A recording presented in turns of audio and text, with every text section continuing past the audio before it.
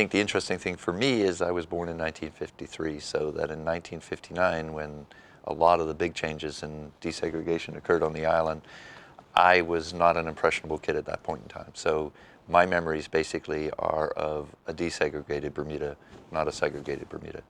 And I think for me, that's made my life easier in some respects, because I think people, particularly white people born before the 1950s, the early 50s, have a very different view and feel in some ways that they've lost something.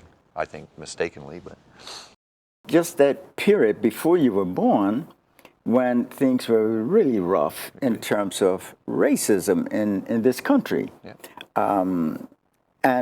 You know, blacks really were just about getting schooling. And the only jobs that were available to blacks was in a hotel, as a waiter, busboy, roll boy, bellboy, maid. And in a restaurant, the same thing. So we've had some difficult times in the past. And when I hear or had some little experience with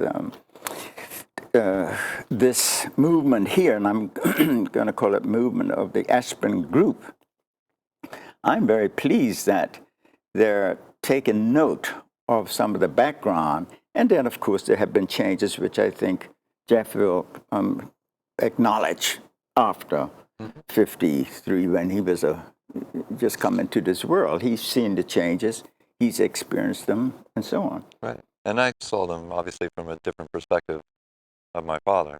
So my father is more Ottie's age.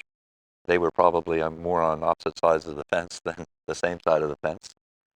It's very easy for somebody to stand up and say somebody's been disadvantaged. It's a whole different thing to stand up and say, I've been advantaged. And you can do this, you know, from a racial point of view, you can do it from a sex point of view, from, you know, there's all sorts of different ways to look at it. But it's very, very hard for people to accept that despite the fact they've toiled and struggled and had difficult times, that they've actually had an advantage. And I can categorically say from my own point of view that clearly I did have an advantage. And I think to an extent, as a white boy, as a white boy, and as a human being, Otti, yeah. you know, our kids, frankly, have advantages that a lot of kids in Bermuda don't have. I think if I wanted to pick an average kid out of a cradle down at the King Edward or whatever, and you know, the right family, the right schools, the right education, bring them back to the island, they would be probably more successful than if they didn't have those types of advantages. So where I see Bermuda headed, there is so much more that we can do to try and make sure that everybody in Bermuda has the equal opportunity that we all talk about. Right. And this, everybody must come into it at this stage, because there was a fight between the white man and the black man.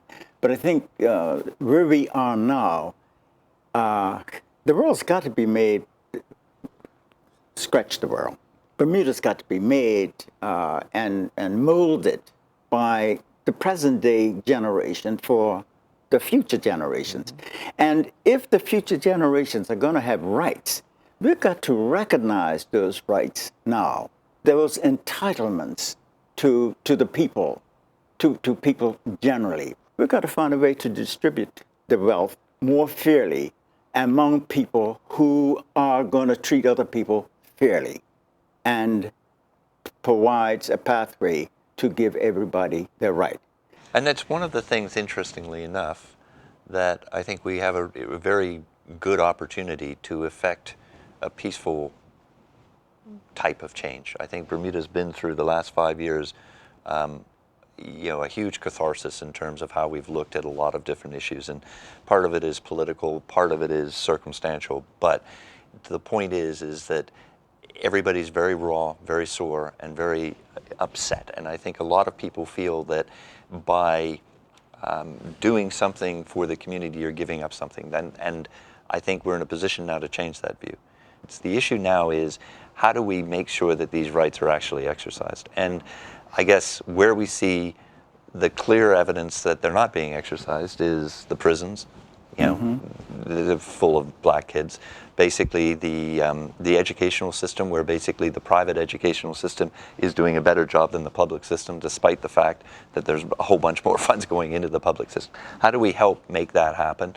How do we move that forward? Employment is another area where obviously, and that's part of education, but we want to give people a chance, but they can't even get a chance if they don't have the proper educational tools. We've got a collective group, 70 people, 75 people that have been through I think so. sort of the Aspen experience, as it were. Yeah. These are people that are committed to making the type of changes that we are just talking about here. We've got to remedy it by all people, the blacks and the whites getting together and say that we've got to give things more fairly and more justly to everybody. And we got to, and I accept that point about education. And we got to have social services that answer to the social needs of the country. But we, as citizens and as concerned Bermudians, I think can work outside of government to make these things happen in a more regular basis. And interestingly enough, the group of people that have come together because of Aspen is broadly an integrated Bermuda. They are mostly, I think without exception actually, successful and older Bermudians, relatively speaking. To me, basically, I would like to pass it on sooner rather than later to younger, more active Bermudians who it is their future and in their interest basically to help create this. But clearly we're a resource, we've had experience, we know sort of where the pitfalls are. We probably have got some issues from in time, but I think as a group collectively, we can work to help with that. I think, Jeff, we really probably have a good basis now for to find the answers and find the pathway, as I put it all the time, towards improving our social and our economic situation in the interest of the country, of all people. We have the laws in place to do certain things, but we tend right now to stand back and say, well, government should do it because we pay our taxes, and government should do this, and government should do that. Yeah.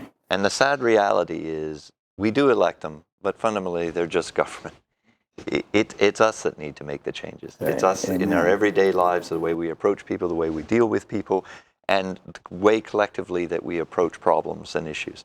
And to rely on 36 people in the House of Assembly to solve our problems is clearly not realistic. Exactly. So it's the people's fight. Yeah. Cool. Good work. All right.